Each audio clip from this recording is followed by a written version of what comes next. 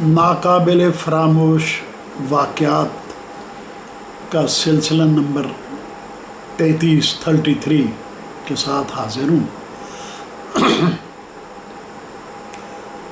یہ واقعہ نہیں، حالات ہیں کہ مجھے 1991 کے آخری مہینوں میں 1991 کے آخری مہینوں میں مجھے شوق چرایا کہ مجھے یورپ کی سیر پر جانا چاہیے۔ تو میں نے اس سلسلے میں اپنے دوست اور بھائی بہنوئی سید راحت حسین بخاری صاحب سے ذکر کیا، تو وہ بھی میرے ساتھ جانے پر راضی ہو گئے کہ ہم دونوں بھائی اکٹھے یورپ کی سیر کو جائیں گے۔ میں نے انہیں ایسٹیمیٹ بتایا کہ ہم اگر 10 ملکوں کی سیر پر جائیں تو ہمیں لگ بھگ 2 لاکھ روپے سکہ رائج الوقت کی ضرورت ہوگی۔ اس وقت 25 روپے کا ڈالر تھا، پاکستانی 25 روپے کا۔ تو میں نے انہیں بتایا کہ ہمیں 2 لاکھ روپے کی ضرورت۔ انہوں نے پروگرام بنایا کہ ٹھیک ہے، وہ میرے ساتھ چلیں گے۔ لیکن جب یوں وقت گزرتا گیا تو انہوں نے بتایا کہ ان کے ذمے ان کے محکمے پارکوں کی طرف سے، آئل ریفائنری کی طرف سے ایک پروجیکٹ ذمے لگا دیا گیا ہے، جس میں نئی پائپ لائن بچھانا مقصود تھا کراچی سے کوٹدو تک۔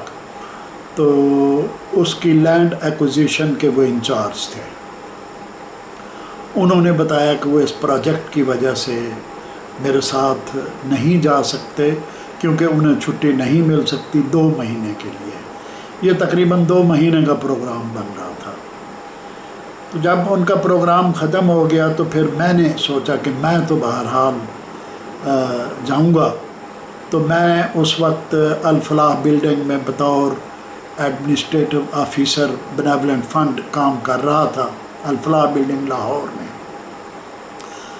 اور SNGAD محکمے کے متحد تھا، سروسز ڈپارٹمنٹ کے۔ میں نے ان سے 4 مہینے کی چھٹی لے لی، جو کہ فروری کی کسی تاریخ سے، بلکہ 1 مارچ سے میں نے چھٹی لے لی۔ اور اس کے بعد پھر میں نے اسلام آباد آنا جانا شروع کر دیا ویزے لگوانے کے لیے۔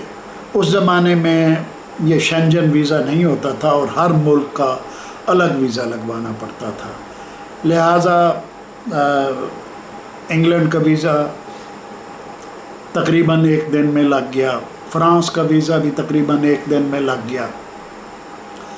تو میں کچھ ویزے تھے جو 2 دن میں لگاتے تھے، جیسے مثلا اٹلی کا ویزا، تو وہ پھر ایسا ہوتا کہ میں وہ کار پر آتا جاتا تھا، تو میں وہ اپلیکیشن اٹلی کے سفارت خانے میں جمع کرانے کے بعد میں واپس لاہور آ جاتا تھا، اور 2 دن بعد جا کے وہاں سے ویزا اٹھاتا، پھر 3 دن وہاں رہتا، اور بیلجیم اور ہالینڈ اور لکسمبرگ کا ویزا ایک ہی تھا۔ ان کو بینی لیکس کہتے تھے، بیلجیم، نیدرلینڈز اور لکسمبرگ، بینی لیکس کا ویزا۔ البتہ باقی تمام ممالک کا الگ الگ ویزا لگوانا پڑا، جن میں سوئٹزرلینڈ، آسٹریا، جرمنی، اور انگلینڈ، فرانس، اٹلی۔ تو اسی طرح الغرض میں نے 10 ملکوں کے ویزے لگوائے، جس کے لیے مجھے 3-4 چکر اسلام آباد کے لگانے پڑے، اور بالآخر جب میرے ویزے لگ گئے تو پیسوں کا میں نے پہلے ہی بندوبست کر لیا تھا۔ میں نے ایک پلاٹ میرے پاس تھا جو میں نے بیچا، اور میرے پاس فنڈز وافر دستیاب تھے۔ پھر فارن کرنسی خریدنے کے انتظامات۔ اس زمانے میں ویزا اگر آپ کے پاسپورٹ پر لگ جائے تو آپ کو حکومت کی طرف سے رعایتی قیمت پر $500 ملا کرتے تھے۔ تو $500 میں نے امریکن ایکسپریس سے خریدے، اور باقی ڈالر اوپن مارکیٹ سے غالباً सरकारी रेट 25 रुपये था और ओपन मार्केट से 28, 29 या कहीं कहीं 25 का भी मिल जाता था। तो मैंने वो रकम 2 लाख रुपए का बंदोबस्त किया और अप्रैल की गालबन 10 तारीख या इससे 10-12 तारीख को मैं कराची चला गया। वहाँ से मेरी फ़्लाइट थी कराची, रोम, कराची, और 2 महीने का यानी वो गैप था उनमें वापसी में। तो मेरी नीयत ये थी कि मैं कराची से इटली जाऊंगा, इटली से बज़रिया बस या ट्रेन फ्रांस, इंग्लैंड और इसी तरह फिर बेल्जियम, हॉलैंड, लक्समबर्ग और जर्मनी और इसी तरह होता हुआ स्विट्ज़रलैंड, ऑस्ट्रिया और फिर वापस इटली में आके मैं वापस रोम से फ़्लाइट पकड़ता और कराची आ जाता। लेकिन हुआ कुछ मुख्तलिफ। तो मैं जब 12-13 अप्रैल की बात है, उस वक्त मौसम अच्छा था और यानी पाकिस्तान का मौसम बदल चुका था। तो मैं कराची गया और कराची से 18 अप्रैल को मेरी फ़्लाइट थी रोम की। अब 18 अप्रैल को मैं रोम के लिए रवाना हुआ और रोम, फ्लोरेंस और गेनुआ और पीसा, ये शहर मैंने इटली के देखे। वीनस अलबत्ता मैं नहीं गया कि मेरे प्रोग्राम के मुताबिक जब मैं वापसी पे स्विट्ज़रलैंड से इटली में दाखिल होता तो तब मैंने वीनस जाना था, वीनस और मिलान। तो लिहाजा मैं वो जो फ्लोरेंस के बाद पीसा और पीसा से ट्रेन पकड़कर मैं जो है फ्रांस चला गया।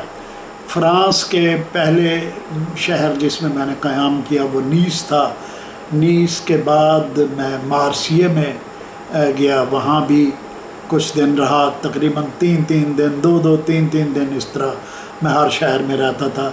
रोम में मैंने 4-5 दिन लगाए। फिर मार्सिये से मैंने उनकी वो जो TJV तेज़ ट्रेन थी वो पकड़ी बराए पेरिस, और फिर पेरिस में मैं 1 हफ़्ता मैंने क़याम किया। पेरिस से मैं बज़रिया ट्रेन लंदन गया। हाँ, यहाँ ये ज़िक्र कर देना ज़रूरी है कि पेरिस तक मुझे तकरीबन वहाँ फिरते फिराते यानी यूरोप में कोई 15 दिन गुज़र चुके थे। तो मैं जिस शहर में जाता एक ही जैसी इमारतें, एक ही जैसी सड़कें, एक ही जैसा कल्चर, एक ही जैसा सब कुछ। तो मैंने सोचा कि भाई मैं सिर्फ़ इंग्लैंड जाता हूँ और उसके बाद फिर मैं वापस हज करने के लिए सऊदी अरब चला जाऊँगा। अच्छा, इस ज़िमन में जब मैं प्रोग्राम बना रहा था, ये अर्ज़ कर देना ज़रूरी है कि मेरे बहुत से यारों दोस्तों ने मुझे ये मशवरा दिया कि तुम इतना पैसा जो है 2 लाख रुपए, उस ज़माने में तो 20 लाख रुपए के बराबर थे, तो तुम ये 20 लाख रुपया ख़र्च करके यूरोप जा रहे हो, तो बेहतर ये है कि तुम हज भी करो और यूरोप की सैर भी करो।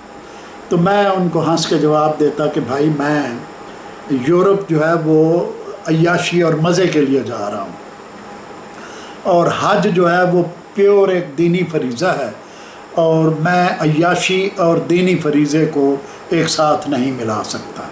लिहाजा मैं हज करने नहीं जाऊँगा। हज करने फिर किसी साल चले जाएंगे, इस वक्त मैं सिर्फ यूरोप देखूँगा। लेकिन जब मैं फ़्रांस में 15 दिन गुजार चुका, फ़्रांस तक, इटली और फ्रांस में, तो फिर एक दिन मैं उनके कब्रिस्तान, एक बहुत खूबसूरत कब्रिस्तान था फ्रांस का, पेरिस का, تو وہاں میں گیا تو ایک بینچ پر میں بیٹھا تھا اور سامنے میرے بڑی خوبصورت قبریں تھیں جو پھولوں سے لدی ہوئی، پھولوں کی کیاریوں سے، اور دن کے وقت بھی ان پر لیمپ جل رہے تھے۔ تو وہاں بیٹھے بیٹھے میں نے سوچا یار اینڈ تو انسان کا یہی ہے کہ قبر میں جانا ہے۔ تو میں نے اپنی آخرت کے لیے تو کوئی اسباب نہیں کیے، اپنی عیاشی اور دنیا داری کے لیے اسباب کرتا پھر رہا ہوں، تو کیوں نہ میں انگلینڈ دیکھنے کے بعد سعودی عرب چلا جاؤں اور جو ہے باقی کے شہر جو ہے وہ میں کینسل کر دوں، باقی کے ملک پھر کبھی دیکھ لیں گے، زندگی میں موقع ملا۔ حالانکہ میں نے ان پر بڑے پیسے لگا کر ان کے 10 ملکوں کے ویزے لیے تھے، لیکن پھر یہ ہوا کہ فرانس سے میں لندن چلا گیا اور دل میں یہ طے کر لیا کہ لندن میرا انگلینڈ آخری ملک ہے، اور اس کے بعد میں جو ہے حج کرنے چلا جاؤں گا۔ کیسے جاؤں گا یہ میرے ذہن میں کوئی واضح لایا عمل نہیں تھا، البتہ بس حج کا میں نے ارادہ کر لیا۔